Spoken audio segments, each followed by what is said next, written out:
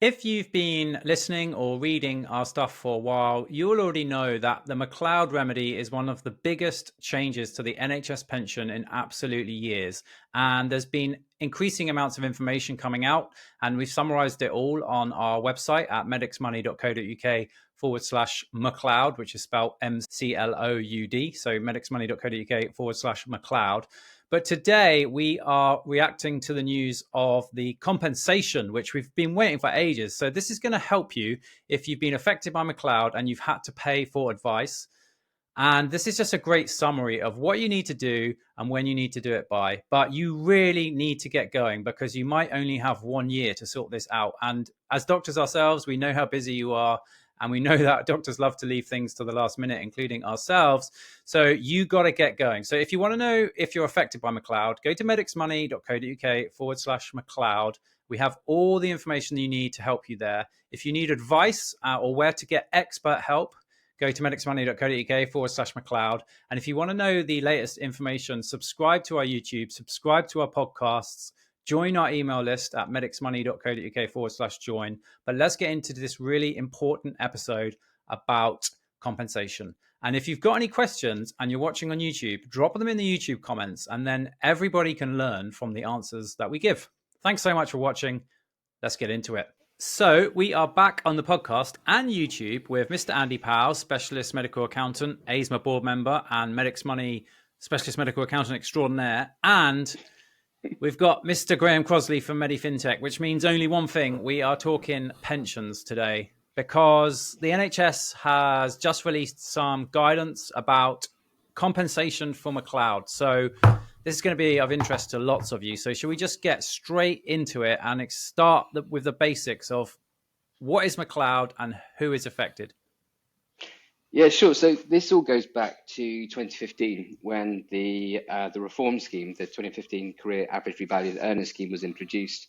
And when it was introduced, those who were older members, they got to stay in their legacy 95 2008 scheme.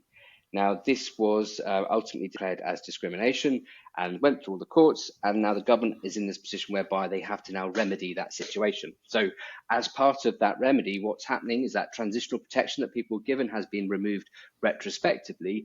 And in its place, members will be given a choice for the benefits that they accrued during April 2015 and April 22. And this choice applies retrospectively. They will be able to choose, do you want those benefits to either be in the legacy scheme, the 9508 scheme, or would you prefer those benefits to be in the 2015 scheme? So that's one of the main elements of the McLeod remedy. In addition to that, there's another element, and this is the rollback. So on the 1st of October last year, everybody was moved back into the legacy scheme from whence they came. And as a result of that, because you've been back in the legacy scheme for those extra 7 years, all of those tax computations that you've done for annual allowance assessment, they need to be ripped up and redone. So we're going to have this rollback reassessment for annual allowance. There will be some other factors as well along the way, such as contingent decisions, whereby you will have an opportunity to retrospectively purchase membership if you opted out between October 2014 and April 22. For those who moved into the 08 scheme from the 95 scheme under the pension choices exercise, there'll be a reversal of that. For those who bought things like added pension or ERBO in the 2015 scheme, there will be a mechanism to translate those benefits within to the old legacy scheme as well. So in a nutshell, there's a lot happening with McLeod Remedy that's all about to kick off. Awesome. I'm going to try and simplify this for everybody. Make sure you correct me if I oversimplify. So basically, if you were a member of the pension scheme, NHS pension scheme, on the 31st of March 2012, and then you had your scheme moved between the 1st of April 2015 and the 31st of March 2022, that is known as the remedy period, then you are impacted by McLeod. Is that right? It can also be people who weren't moved. So people who had full transitional protection never moved into the 2015 scheme because for them, they might have wanted to move into the 2015 scheme, particularly if they were far past the normal pension age of 60 from the 95 scheme. Right, listeners, I did try and simplify it, but it is really Sorry. complicated. But no, that's fine. Okay, so if you are affected, as in you are in that period, then what's happened is you've had your service rolled back effectively from October, and then at retirement you have the choice whether to go back into your legacy scheme, which is your old one, shall we say, or stay in the current scheme, which is the 2015 scheme. Is that right? That's right. That rollback wasn't a choice. It's happened. You're already back in your old scheme. The choice is when you get to retirement and take your benefits, you can choose to move them back to the 2015 scheme or to the 2015 scheme if you were never there. Awesome. Okay. So, and then we did a kind of YouTube and podcast about this recently because the government announced how this would work in terms of the mechanisms of what's going to happen. But then they've announced something else, which is potentially a bit more exciting because it could mean compensation, money back, because a lot of us paid tax bills and have lost out. So give us some good news about compensation. Well, first, I'm just going to quickly just roll back before the compensation thing. Just quickly, the mechanisms that may be in place in the next 12 months or so. And I'm going to talk about the annual allowance tax side of things, really, because Graham's talked about choice. Choice is a kind of separate point in the process. And actually, there will be people that have already taken their pension, which will have, to make a choice now, but others may be deferred down the line. But in terms of the tax side, if you've paid an annual allowance tax charge over the past years, or indeed may not have paid one, but should have paid one, or may have one that comes out of this, what should happen is from April 2024, they're saying at the moment, think they're going to start to issue what's called a remedial pension savings statement. And that will have all the history of what they think the new tax charge, or sorry, not tax charge, but pension growth should be over that entire period, also including 2022-23, which is outside that period, but will also need disclosing. You then have to go and take that data, enter it into an HMRC tool, which is still being developed. It's better, but there's modifications that we hopefully will go through, recalculate all the tax, and see whether you've over or underpaid, and then take into account scheme page elections and all kinds of things. So it's quite, they're kind of trying to design it as a simple one-stop process, but actually it's probably, there's lots of consideration points at this point in time. So there's an awful lot of work that's going to happen, probably kicking off from April 24 onwards, and we've got reasonably short time frame to deal with the majority of it. There will be complications which are going to take a bit longer. So what's, one of the considerations then is actually, well, a lot of people will need help with this. It's complicated enough for us, the experts, to look at. We deal with this day in, day out. But, if you only have to do this once, actually it's going to be quite tricky just to get it all right. So they acknowledge that and acknowledge actually there's going to be some assistance required. So yesterday they issued the documents around the compensation that will apply. And I've read it once and then I've reread it again this morning. And what I thought I understood yesterday, I've clearly not understood because I've read other stuff now. So there's some clear bits in it and there's some unclear bits in it. And probably the clearest bit in it is they are indicating that there's going to be £1,000, a maximum £1,000 allowance for professional costs for doing all this tax rework.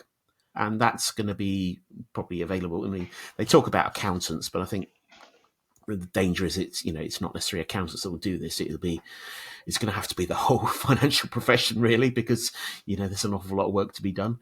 So that's really the first point in call is they've capped that. Now, I don't know, Graham, what's your view on that? I mean, just to bear in mind here, I love this thing where they say it's £1,000 including VAT.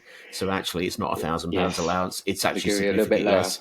So the government are getting a nice £167 kickback on their VAT from that. So, what's your view on that? Well, it's interesting because the document that was released, first of all, starts off with the premise that there will be compensation where you suffer a direct financial loss that is as a result of the age discrimination. So there are the two obvious examples. One is that rollback reassessment and the accountancy services there. There is also that help with the choice at retirement. But there's the other that would be interesting that surrounds this, because whilst the rollback reassessment will be specifically capped at 1,000, what if there are other things that surround that? Would they be compensatable? It's all a little bit vague at the moment. Yeah, I mean, also there's a phrase in there it also says per piece of advice all the time. So it's £1,000 per piece of advice. Well, what's a piece of? I had an accountant contact me yesterday. He said, "Well, if we got someone with 7 years worth of annual allowance things, we've got to recalculate. Can we do each one individually and have separate piece of advice?" I think that's probably pushing it, but actually, the point you made is really valid. There's, the piece of advice here is not just doing a tax reclaim; it's the things that sit around it, and that's going to be quite interesting. I mean, we'll come on to the general point in a second, which is going to be the really interesting one. But then the second point is they've said, well, people might need help with the choice decision. Now, immediately, that choice decision is going to be, in simple terms, those have probably taken their pension already and therefore need to make a decision now. But actually, and then you've got the people who make a choice on retirement. There's a whole piece of work about the contingent decisions that comes in between. But that's been capped at £500, which again, take the VAT out, that's £416 there or thereabouts in terms of advice. To me, that feels a bit low, and I suspect financial advisors are going to be going, well, that's not really going to cover any of our costs in some of the advisory aspects. I completely agree. My background is that I was a chartered financial planner, so used to dealing with complex financial planning. And for the type of members that will need support, it could involve things like sort of cash flow modeling. You might need to look at the interactions between their choice and the new maximum pension commencement lump sum rules. You might need to look at the interplay with IHT planning and all of those considerations. And to try and get that within the £500, including that, I think will be a struggle for the industry to provide, and you'll find that members will probably end up having to make a bit of the shortfall there. Yeah. Which seems a bit off, because the whole point of the compensation was that no one be financially disadvantaged due to the discrimination, right? So it's not looking so good. I was excited at the start of this, but now it's not looking so good. Graham, do you want to get a bit into the contingent decisions and stuff? Because that's pretty complicated. And I know we get a lot of questions about this, which is like, I opted out because I got a terrible pensions tax charge. Can I opt back in, and how do I do it? Yeah, so we saw when the government announced their response to the McLeod Remedy Part 2 consultation that they were going to be a bit more friendly when it came to contingent decisions. So the evidentiary threshold is now that you just need to have been opted out between October 2014 and April 2022. So you don't need to go into chapter and verse of why you're opted out. You just simply have to have been opted out and be a member in scope. So that's a good thing. We do know that members will have to pay the employee contributions for those periods of opt-out. And we're still waiting for the final details of how that mechanism is going to work. But one would assume there's either going to be a lump sum payment or a payment plan option. And hopefully tax relief will come into consideration there, and there'll be some sort of adjustment that it is made. We are a little bit disappointed that wasn't specifically covered yesterday in the announcement. What they have said is that they are going to basically launch some more information on that later, because I think those are going to be even more complicated potentially than the rollback reassessment and also the McLeod choice at the end. The reason being is that if you do make a contingent decision, then that decision that you make now to retrospectively put membership in place will impact that rollback reassessment.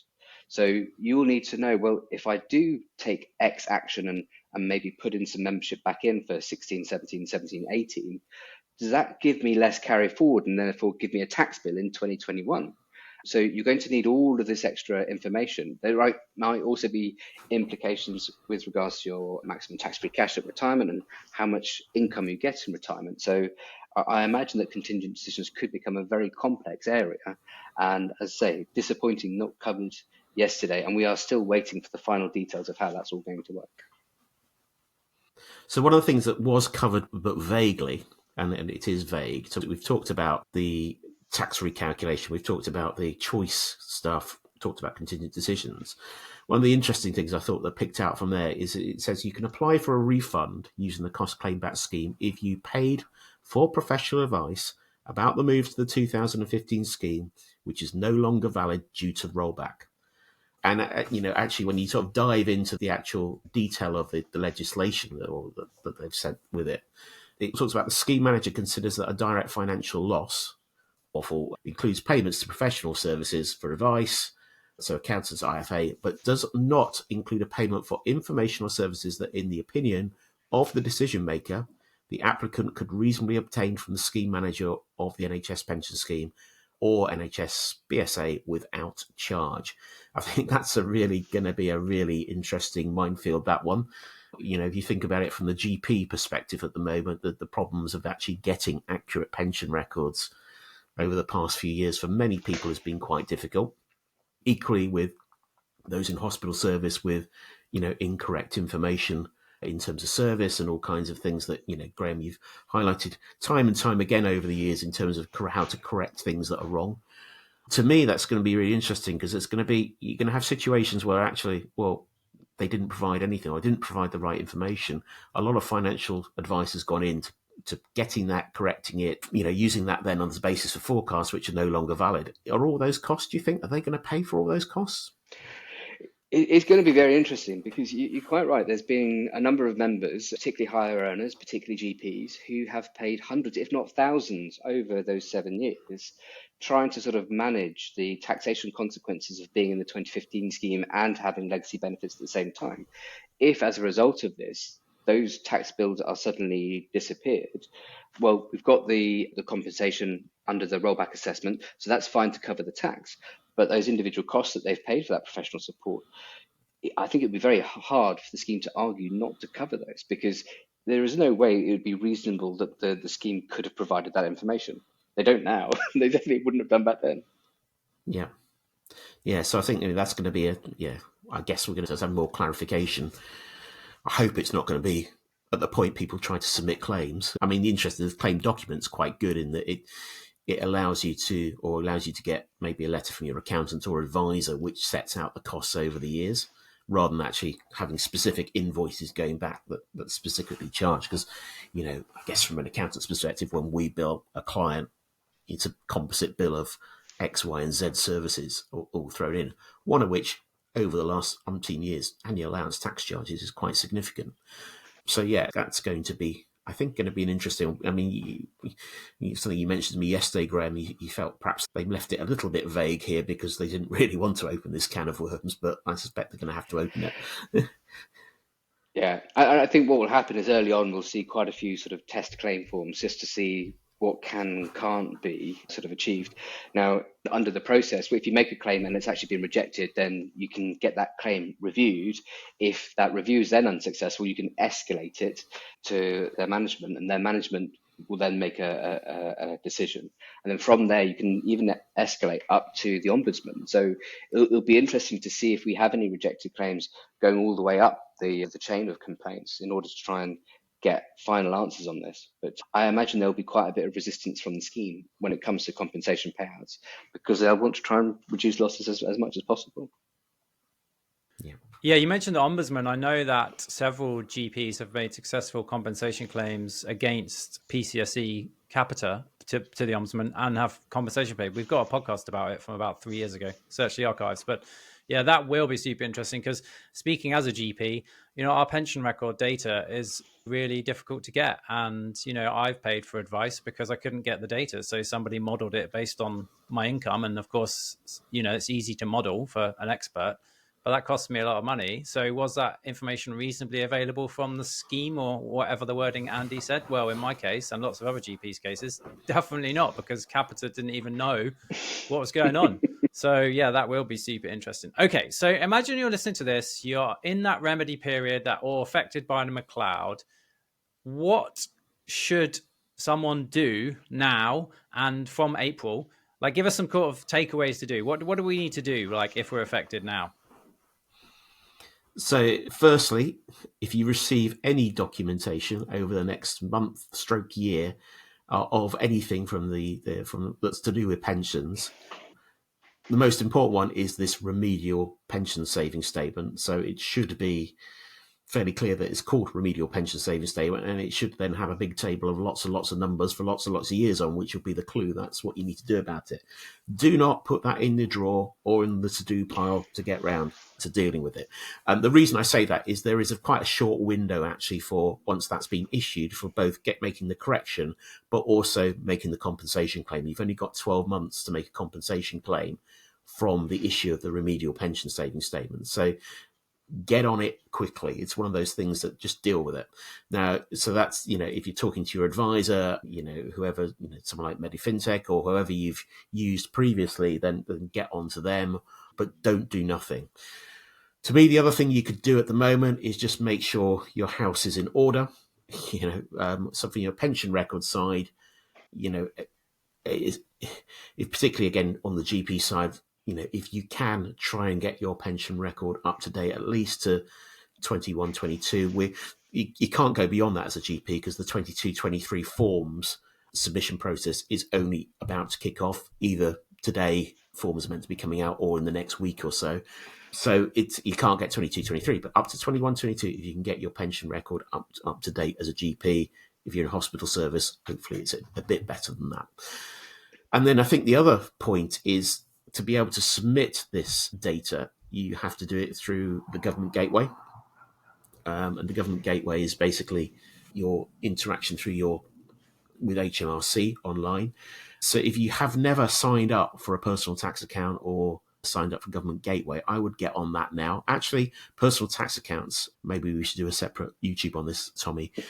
I think there's a lot of information on there. It's really useful. It's got other stuff on there. It's not just about pensions and McLeod and stuff. But it's got things like your state pension history on there. So it's useful just to see where that's up to.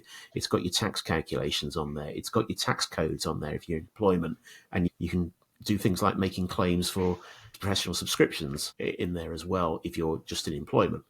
See our Medics Money guide on that, which takes you through it. So yeah, if you can do that as well, I would do that as well. Graham, any other tips?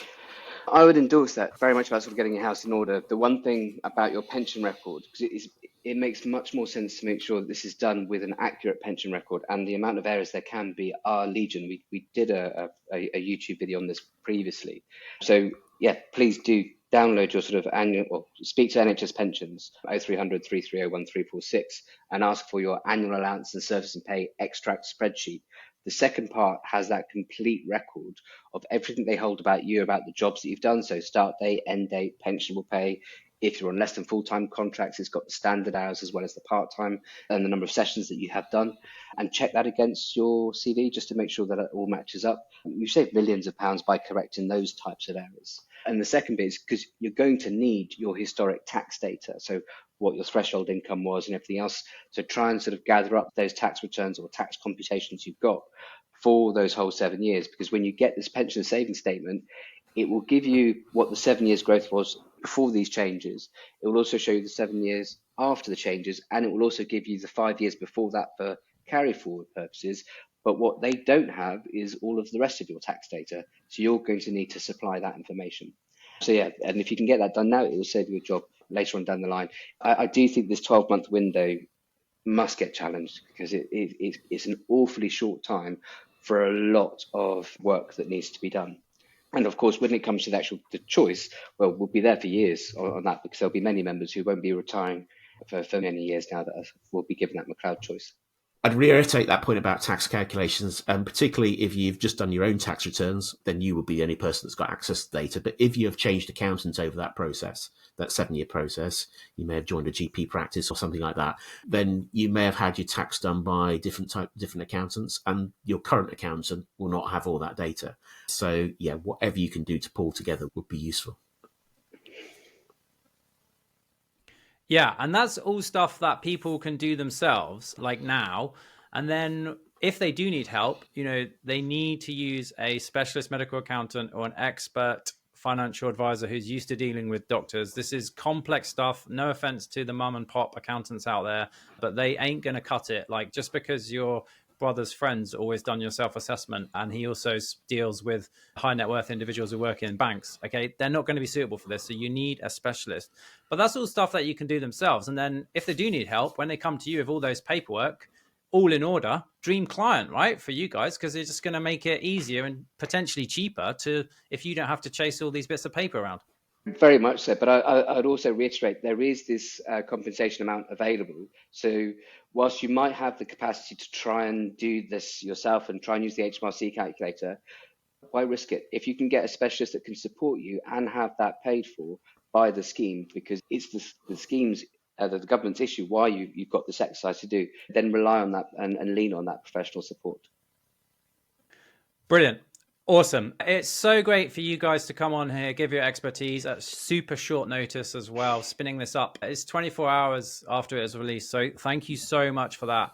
There's going to be more on this. If you've got questions, drop them in the YouTube comments and we'll loop back to, or either try and answer them in the comments, or we usually do a special questions episode because they're normally not sort of answer that can be given in 2 to 3 sentences on YouTube. So do that. Graham, you're on Twitter. I've forgotten what your thing is. It's at GDC UK. Yeah, so Graham's really responsive on Twitter. Andy just logged on to our Twitter this week and found a whole load of DMs, which I didn't even know that we got DMs. Sorry about that to anyone that's DM'd us, but don't DM us. Instead, just go to medicsmoney.co.uk/Mccloud, and you've got all the resources, all the videos we've done, all the information that we've made in one place. So medicsmoney.co.uk/Mccloud. Thanks so much, guys, for your time this morning. I know Graham's got to shoot off to speak to a journalist. I've just got this amazing new bracelet made for my daughter, so I need to go and pay her for that. So we better wrap it up now, I guess. Cheers. Yeah. Cheers, guys. Bye.